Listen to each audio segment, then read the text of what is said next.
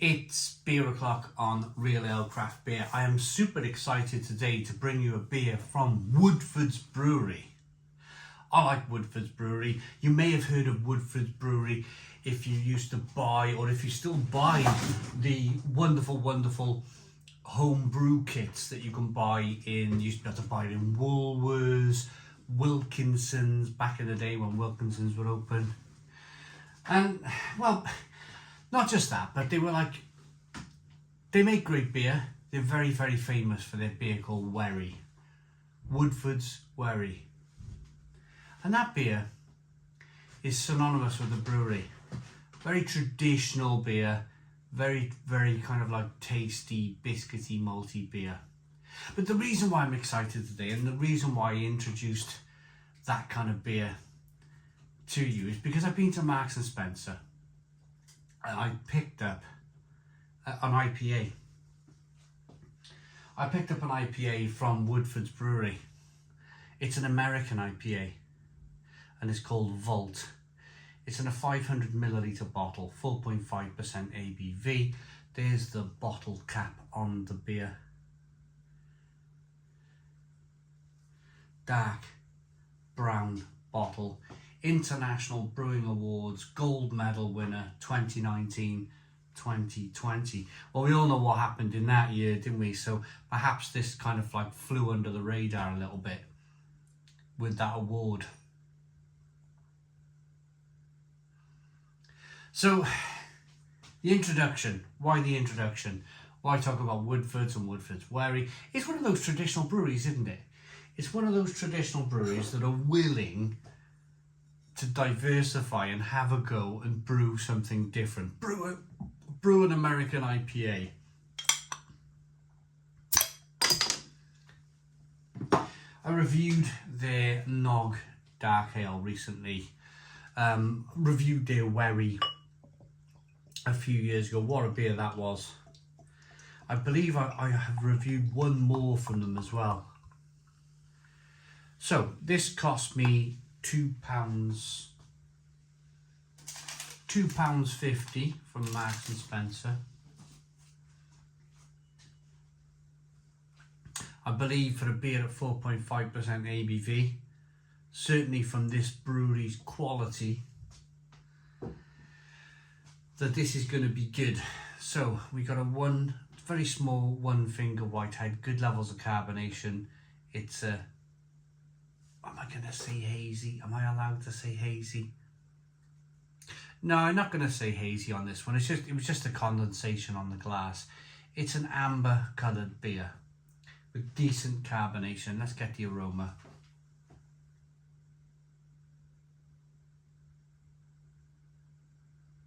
Yeah, and there's a certain way a traditional brewery are gonna brew. Let's call it a new world for these people who have been brewing like biscuity, malty beers for hundreds of years. Let's call it new world. Let's call it new. I know for the craft beer industry, American IPA has been out since the 1970s, but that's a drop in the water for some of these breweries. Some of these breweries, like Shepherd Neame, they've been around since the 1600s.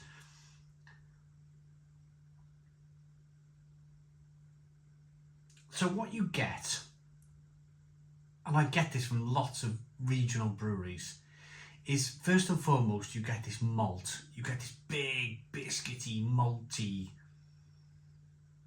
bready undercurrent, if you like. And then in that undercurrent, there's something swimming against the undercurrent. There's something swimming against it. And that is, of course, the American hops. And that's where you get this kind of like orange peel, zestiness, citrusiness coming through.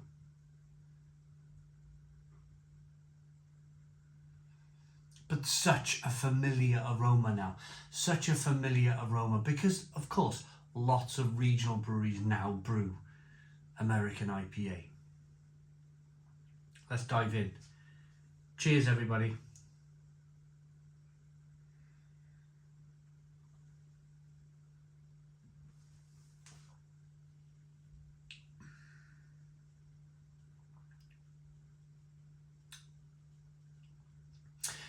yeah, it's a battle.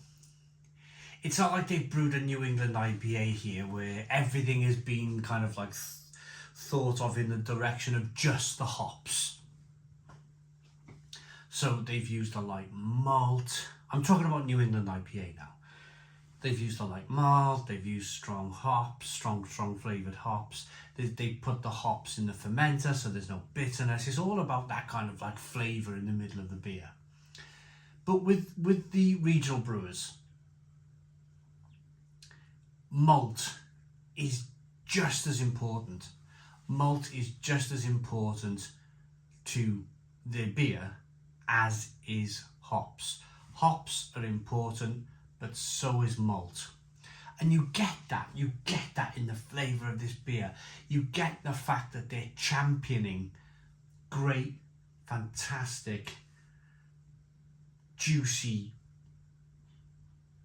melon-like, grapefruit-like hops.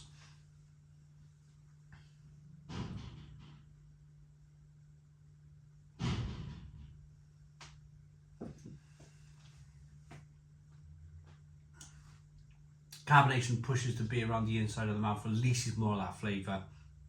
It's juicy, it's tropical, it's lovely. It's just fantastic, absolutely fantastic beer. Let's see if it's bottle conditioned.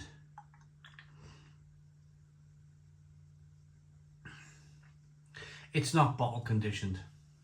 So, just to finish up then, just to kind of wrap up all of the flavours. I mean, I've spoken about tradition, and I've spoken about traditional breweries, but brewing kind of new world stuff. Let's break it down for you.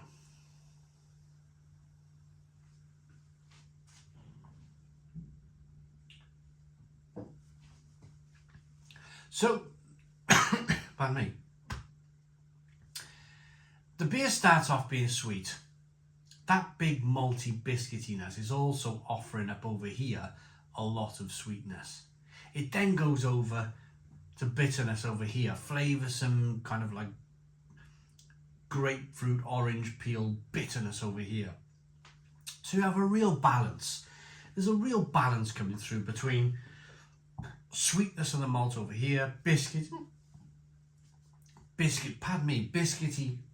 sweet malts over here, bitter hops over here.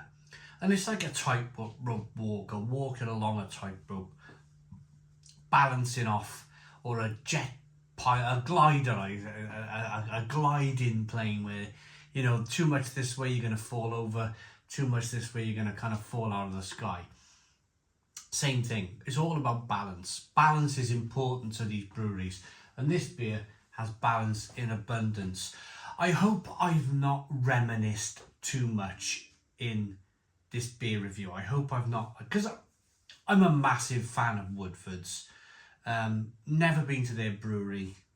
It's always been a place, it's always been a brewery that's fascinated me. I can imagine you go in there, and I imagine they may have a little designated part of the brewery where they show off their history and, you know, where they've come from and what they're doing next. And yeah, I love all of that. I went to a brewery in Swindon, Arkell's. I went to Arkell's brewery, and they got this fantastic little museum going on, because the brewery's like hundreds of years old. And it's just wonderful to see that history. It's wonderful to see that heritage. I imagine Woodforde's have the same thing going on down there in Norfolk. So my rating for Vault American IPA then, 500ml bottle, available in Marks and Spencer's for £2.50. It's good. It looks good. It smells good.